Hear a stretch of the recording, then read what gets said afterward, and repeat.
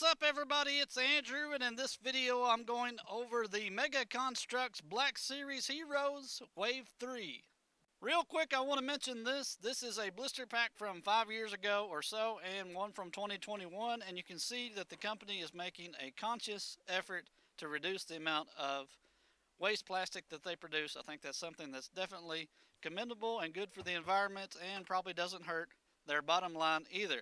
Something else I've noticed that they changed in their packaging over the last couple of years is this inclusion of this little clear tab that's meant to be pulled and make the opening of the package much more easier and less likely to break parts. Anyway, let's get these things opened up and see what's inside.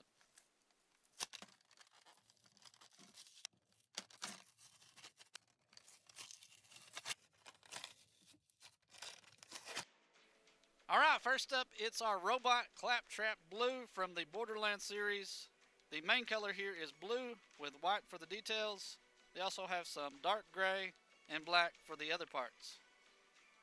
Next we have the Predator from Predator. This one is in jungle camo green for the main color, translucent clear for the other color, and we also have translucent clear for the Predator claw and shoulder autocannon. Moving on, we have Sam Fisher from the Splinter Cell Blacklist series. It's black for the main color and then dark gray for the secondary color. Comes with a black pistol and silencer. Next we have Michelangelo from the Teenage Mutant Ninja Turtle graphic novel. He is green for the main color, brown for the secondary color with the yellow front shell, and then comes with an orange and red bandana. And finally we have the Psycho from the Borderlands series. This one is flesh tone for much of the color. We have orange for the pants and some light gray, and then we have some black lines for added definition. Okay, now that that's out of the way, I can kind of go over with you a little bit more of what to expect when you buy these figures in this series. This one is the Claptrap. It's very similar to the previous one, the yellow one. This one's just blue. That's really the only difference. Comes with a slice of pizza. His arms here are on a ball joint. There's no elbow joint, so you get the range of motion with just the ball joint. And then we have these flaps here on the side. Those are just hinged in there. This is the body of the robot itself is really more like a hard rubber substance. So that's that.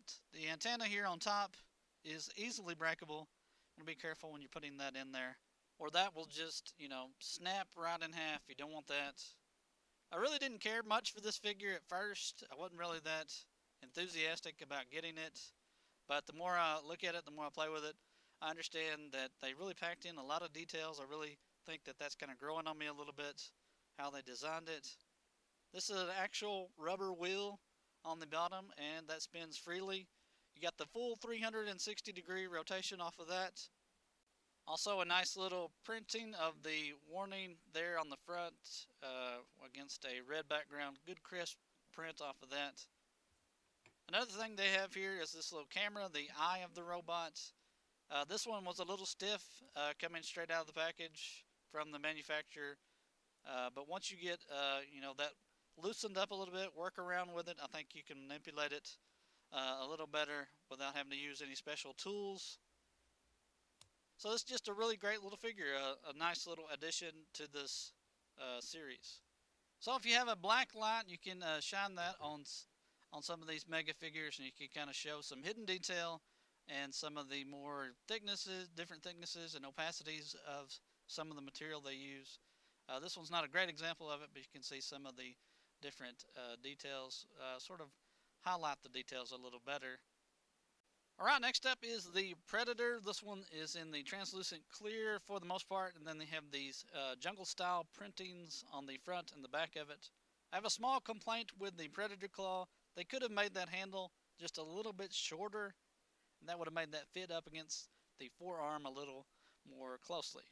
It is a pretty strange or unusual type of figure. They've done these in the past where, especially in like the Halo line, where they do these sort of half blends into invisibility or whatever. I'm not sure what they were going for with this one. It's just a bit odd looking. There's also the autocannon here. This is a two-part build. You have this the gun part that has a pin that fits down onto the shoulder. Then you have a peg that circles around into the back of the figure. So this is the other Predator that they've come out with prior to this jungle camo style one, and you can just see what it looks like in its natural form. Under the black light, you can see a lot more of the differences in the opacities of some of these clear parts.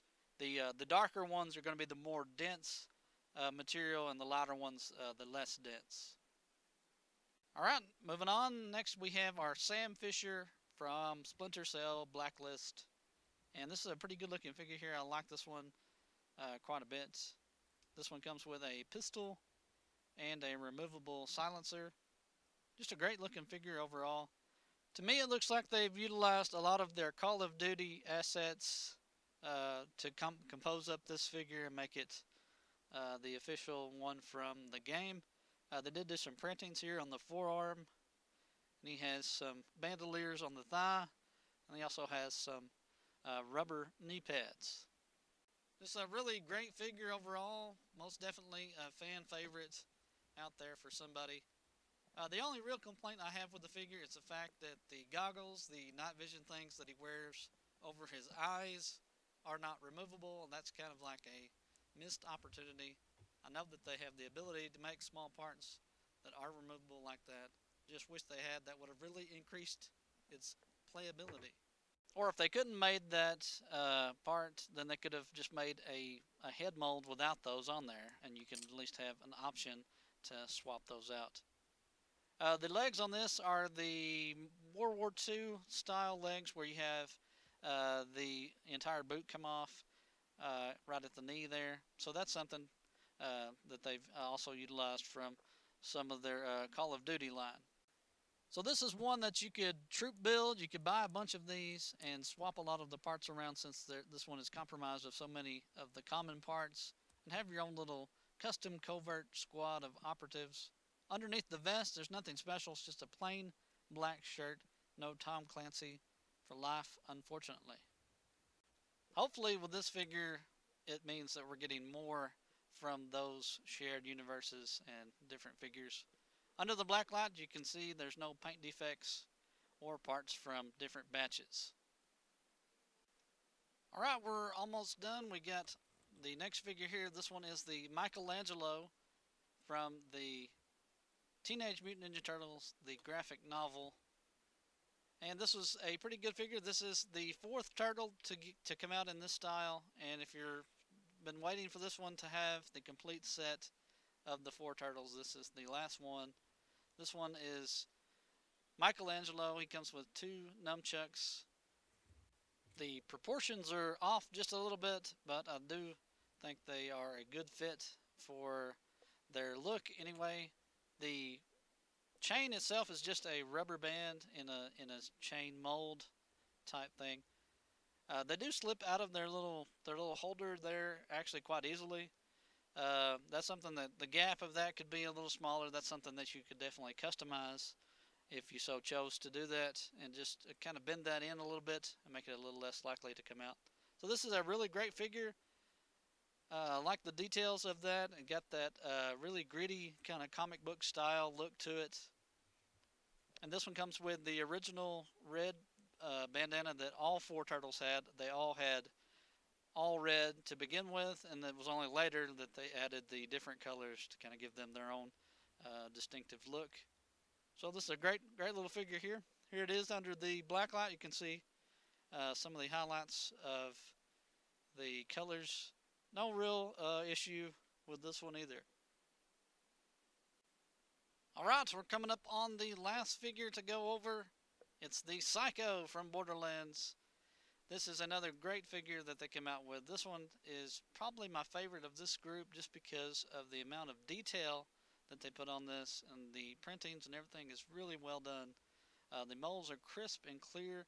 The ears are especially good. That's something that they have struggled with in the past, trying to get those molds right, but both of them look just fantastic, and really like that they put that extra amount of work into that, making that the best figure it could be. This one also comes with the rubber knee pads, just like the Sam Fisher character, but obviously in a different color. And I really like these gloves on this character here. These are the ODST style gloves that they've had on some of the Halo figures in the past. If you've broken the hands on those, you could get this and have you some cheap replacements. And this one is the ankle joint on the foot, just like the Captain Keys. That gives you a little bit more posability and articulation in that. And he comes with this really cool weapon here. Not sure what it's called, but it certainly looks like it could do some damage. Really intimidating.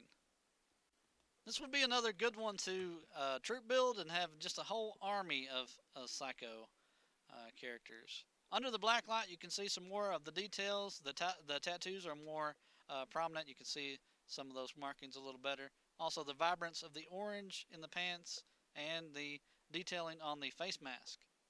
Alright, that's pretty much it for this one. I want to give a quick shout out to Spartan Productions 09. He's an up and coming YouTuber and he's just now getting into stop motions. I'll leave a link in the description. Be sure and go and check him out. I'm Andrew. Until next time.